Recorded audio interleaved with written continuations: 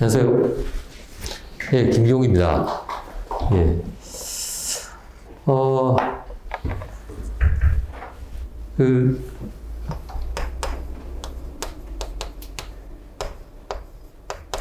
이게 제 질문 전용 전화입니다. 전화는 받지 않습니다. 카카오톡으로 해주시면 질문, 어떤 질문이든지 상관없습니다. 그래서 질문을 해주시면 되겠고요.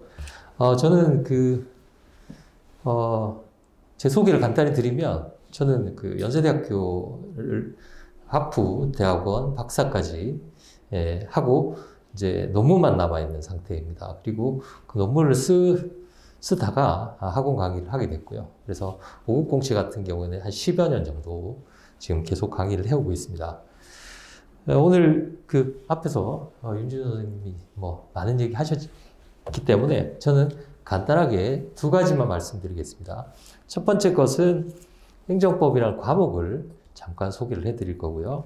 그 다음에 두 번째는 앞으로 제가 순환을 하면서 순환을 어떻게 진행하는 그런 방향성에 대한 것, 그리고 실제로 어떻게 순환이 진행되는지 그 부분에 대한 얘기를 잠깐 설명해 드리겠습니다. 자, 행정법이라는 과목에 대해서 이제 앞으로 행정법을 배우시게 되실 텐데요. 행정법 과목을 그냥 간단하게만 설명해 드리겠습니다. 행정법은 행정에 관한 법입니다. 그럼 행정에 관한 법이라는 것은 행정을 하는 사람이 있고 행정을 받는 사람이 있겠죠. 그런 행정을 하는 사람을 행정 주체라고 합니다. 가장 대표적으로는 대한민국이죠. 그 다음에 행정을 받는 사람을 행정객체라고 하는데, 행정객체는 우리 같은 사람입니다. 갑 같은 사람. 그러면 행정주체, 즉 대한민국이 갑을 위해서 일정한 행위를 하겠죠. 일정한 행위를 할 텐데, 사실 대한민국은 법인이기 때문에 이렇게 움직일 수가 없어요. 그래서 그 행정주체가 자기를 위해서 일해주는 기관을 이렇게 만듭니다. 이걸 행정기관이라고 합니다. 행정기관. 예를 들어서 대한민국을 위해서 일해주는 행정안전부 장관을 만드는 거죠. 아시겠죠?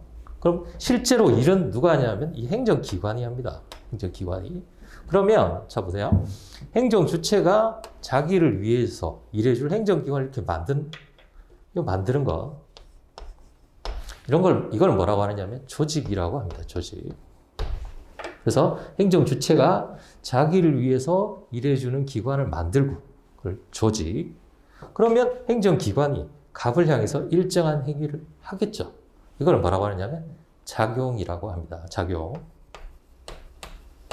행정작용을 하겠죠. 예를 들면 음주운전을 하신 분에게 운전면허를 취소한다든지, 아니면 집 지으려고 할 때 건축 허가를 내준다든지, 이런 행위를 합니다. 그걸 행정작용이라고 해요. 그런데 만약에 제가 음주운전을 하지 않았음에도 불구하고 당신 음주운전 했잖아 라고 해서 운전면허를 취소했어요. 그럼 이 사람은 억울한 거죠.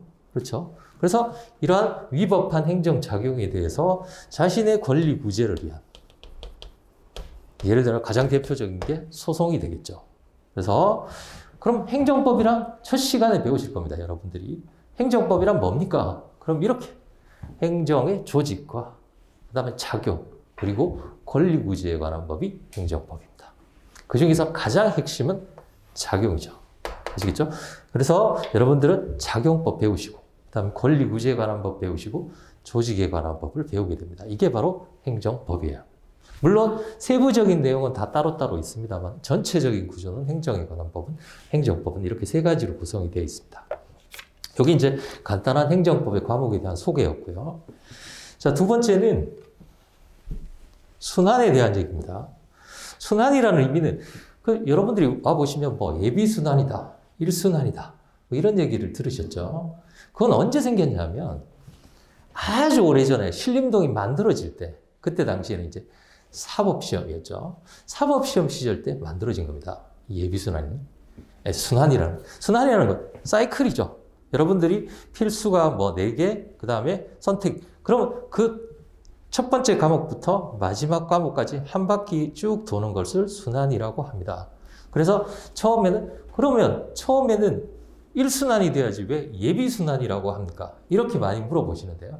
예비가 뭐냐면 1차 시험을 보고 발표하기 전 단계라고 해서 예비라고 하는 겁니다. 아시겠죠? 그래서 원래 1순환이 먼저인데 사실은 예비순환이 먼저인 거죠. 그래서 예비순환이 바로 기본 강의인 겁니다.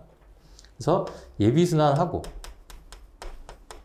그 다음에 1순환하고 2순환하고 그 다음에 이때 1차 시험을 보시고 그 다음에 3순환을 하게 되는 순환이 4개인 거죠. 학원에서는 이제 4사이클을 이제 돌아가게 되는 것이고 보통은 행정법 같은 경우에는 예비순환을 24회 그 다음에 21회 그 다음에 16회 약간의 차이는 있습니다. 그래서 이때 이제 1차 시험을 보시고 끝나고 나서 20회 또는 21회를 하도록 이렇게 되어 있어요. 그래서 각각 지금 여러분들은 이제 요 단계죠. 요 앞에 있는 단계. 아시겠죠? 요 앞에 있는 단계가 될 겁니다. 그래서 예비순환을 24회를 하고 이때는 이제 기본적인 이론, 학설과 판례, 행정법이 무언지 이제 맛을 보는 겁니다. 사실 가장 중요한 강좌가 이 강좌입니다. 가장 중요한 강좌. 왜냐하면 이때 기초를 탄탄하게 해놔야 돼요. 탄탄하게 해놔야 됩니다. 그래서 그리고 다시 그러면 예비순환 때 행정법을 1페이지부터 이렇게 볼 건데 여기 또 볼 거 아니에요. 그렇죠? 여기도 볼 거예요. 아니 똑같은 걸 왜 계속 그렇게 합니까? 가 아니라 우리의 목표는 뭐냐면 이거 끝나고 나서 시험이죠. 시험은 논술 쓰기입니다. 논술 쓰기인데 무엇에 대해서 써라 이렇게 나오지 않아요. 어떤 사건을 줍니다. 사실관계를. 그 사실관계를 보고 여러분들이 알고 계시는 이론을 가지고 그 문제를 풀어야 돼요. 그러니까 사례 문제가 되는 거죠. 사례 문제. 사례 문제를 풀려면 이 순간에 사례 문제를 그냥 한 번 배웠는데 사례 문제를 주면 이게 무슨 내용인지 알 수가 없어요. 그래서 각각마다 특징이 있게 되는 겁니다. 예를 들어서 저 같은 경우에는 이때는 기본 이론을 하고 이때는 뭐냐면 기출을 봅니다. 기출의 중요성은 뭐 여러분들이 말씀 안 드려도 다 아시죠. 그래서 이때 기출 문제를 보면서 다시 동일한 내용을 연습을 하는 거죠. 그러니까 점점 심화 과정이라고 생각하시면 됩니다. 저 같은 경우 2순환 같은 경우는 저는 본격적인 사례 연습을 하고요. 마지막에는 3순환 같은 경우에 이제 모의고사에서 최종 정리를 하게 되는 겁니다. 최종 정리.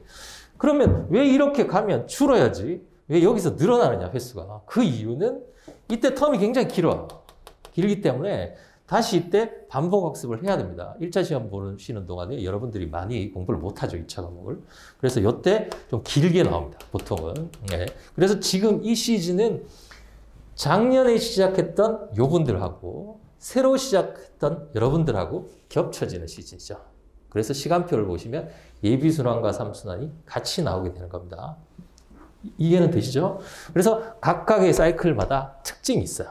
그 특징을 선생님들마다 약간씩 다릅니다만은 저 같은 경우에는 기본 이론, 기출 문제, 사례. 그래서 모든 순환마다의 특징이 다 다릅니다. 그래서 그거를 말씀드리고 싶고, 제가 이제 사실은 올 3월부터 타 학원에 있다가 프라임 법학원에 이직을 하게 됐어요. 이직을 하게 됐는데 이직을 하면서 제가 학원 관계자분들하고 제가 미리 말씀을 드렸습니다. 제가 스케줄을 짜서 제가 하고 싶은 대로 좀 하게 해달라. 종전 학원에서는 사실 그게 조금 어려웠었습니다. 근데 이제 원장님이 회의 원하시는 대로 하시라고 이렇게 하셔서 저는 이제 프라임에서 강의를 하면서부터는 새로운 방향성으로 제가 하려고 합니다. 물론 이 순환을 흐트릴 수는 없죠. 이 순환을 흐트리면 왜냐하면 다른 과목이 있고 여러분들 공부 스케줄이 있기 때문에 그래서 어떻게 할 거냐면요. 기본적으로는 2가지입니다. 첫 번째는 강의 횟수를 줄이려고 합니다. 강의 횟수를. 왜냐하면 강의 횟수가 너무 많아요. 이렇게 강의 횟수가 많은 이유는 아무래도 학원의 어떤 매출, 이런 것 때문에 월토록 계속 매주 돌리다 보니까 아마 이렇게 된 것 같고, 실제로 이렇게 길 필요가 없습니다. 저는 앞으로는 강의 횟수를 예비순환을 줄일 수가 없어요. 이건 기본 강의이기 때문에. 그러나 여기는 확실히 줄여야 됩니다. 줄여서 여러분들이 혼자 공부하실 수 있는, 예를 들어서 월토 강의를 계속 매 과목마다 들으면 사실 복습하거나 개인적으로 공부할 시간이 거의 없습니다. 그래서 저 같은 경우는 강의 회차를 줄일 예정입니다. 강의 횟수를 횟수를 줄일 거고, 두 번째는 교재도 슬림하게. 그래서 회차도 줄이고 교재도 슬림하게 만들 작정입니다. 지금 사실 원래 교재는 이미 슬림하게 만들었어요. 이미 여기서 강의할 것을 생각을 하고 그렇게 만들었습니다. 그러면 사실 공부 분량은 줄어들겠죠. 근데 이제 두 번째가 뭐냐? 불안해집니다. 왜냐하면 야, 이것만 가지고 될까? 그렇죠? 그래서 제가 회차를 줄이면서 두 번째로 생각한 게 뭐냐면, 불안함을 떨치는데 제일 좋은 방법은 뭐냐면 모의고사 시험을 보는 거예요. 써보는 게 제일 중요합니다. 한번 써보면 써봤던 문제는 시험장에서 거의 생각이 납니다. 그래서 두 번째는 강의 횟수는 줄이되 모의고사는 배로. 그래서 예를 들면 일순환 같은 경우에는 거의 학원들이 모의고사를 어떻게 보냐면 3일에 한 번, 4일에 한 번 이렇게 봅니다. 그러면 21회 하는 동안 모의고사가 한 4번 이렇게 되겠죠. 저 같은 경우에는 1순환부터 시작해서 3순환까지 거의 매일 모의고사를 볼 겁니다. 거의 매일. 그러니까 복습 모의고사죠. 이쪽에는 복습이고 이쪽에는 예습이 되겠죠. 그래서 매일매일 이때는 기출문제 모의고사, 이때는 사례 문제 모의고사, 여기는 판례하고 본격적인 모의고사로. 그래서 매일매일 모의고사를 봄으로써 강의 시수는 줄이되 연습의 효과는 높이는. 그래서 지금 제가 예비부터 내년, 후내년까지 앞으로 계속 그런 식으로 강의가 진행될 예정이에요. 그래서 그 학원 원장님이 허락을 해 주셨기 때문에 21회가 아니라 21회보다 현저히 줄일 겁니다. 예를 들어 삼순환 같은 경우에는 20회가 너무 많아요. 이미 여기서부터 여기까지 들었는데 여기에 20회를 듣는 것은 거의 기본 강의 수준으로 많이 듣는 겁니다. 기본 강의 수준으로. 그래서 회차는 20회를 이렇게 경제학도 몇 회, 행정법도 몇 회, 계속 이렇게 들어버리면 실제로 본인이 공부할 시간이 거의 없어요. 암기를 해야 됩니다. 이때는 본격적으로. 그래서 시수를 줄이고 스스로 암기하실 수 있는 시간을 이제 드리기 위해서 제가 만든 게 이 두 가지입니다. 그래서 앞으로